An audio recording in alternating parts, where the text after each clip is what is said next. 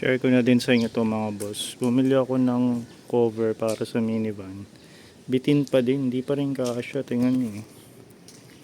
Wala eh, sagad na yan eh. Nung kinuha ko, yung pinakamalaking offer nila, pang ano to eh, pick up.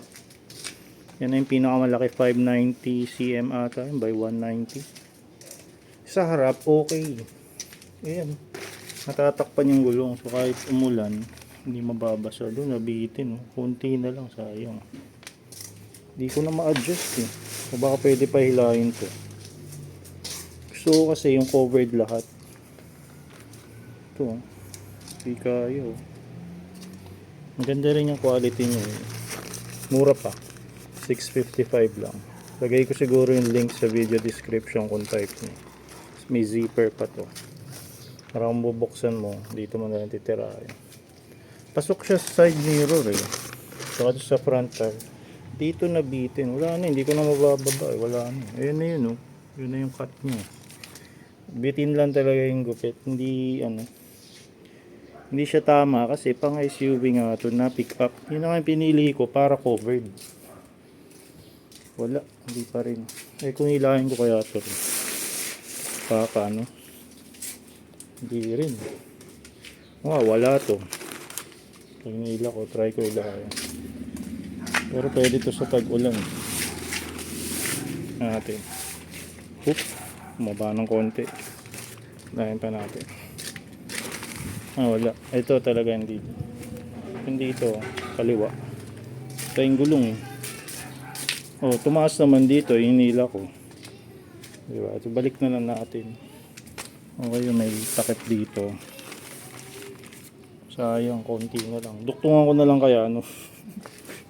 Yung Satch kasi, covered lahat, pati ultimo yung itim na yung gulong rubber. Talaga nakatakip lahat. So, kahit ilang buwan ko nang hindi na huhugasan yun, hindi siya masyadong madumi. Kasi may kumot, tapos may car cover, tapos mayroon plastic cover na parang ganito. Tatlo yung takip niya, butas-butas na nga eh. May reflector din. Dito wala nang zipper. Ito na kasi yung pinakamura na malaki. Yung iba ang liliit. Bitin ang mamahal pa. Ito yung pinakamura. Kasi sigurado aanggi rito pag malakas ang ulan. Kaya hindi ko alam kung ito na gagamitin ko o lagay ko na lang to sa FD. Sa kapatid ko. Wala kasing cover yun. Pero testingin ko muna to. Mura eh, 655. Kung interesado kayo, nandiyan yung link. Hindi naman ako affiliate nito. Natuwa lang ako sa quality. Pang ulan, yun nga lang pag sa araw, hindi mo pwedeng pambiladan to eh. Baka malusaw. Kasi ito yung nipis. Pang ano to eh, pang ulan. Hindi ito tumatagos malamang. Ganito rin yung isa ko eh. Hindi yan tatagos dyan. Pero init, tagos dyan.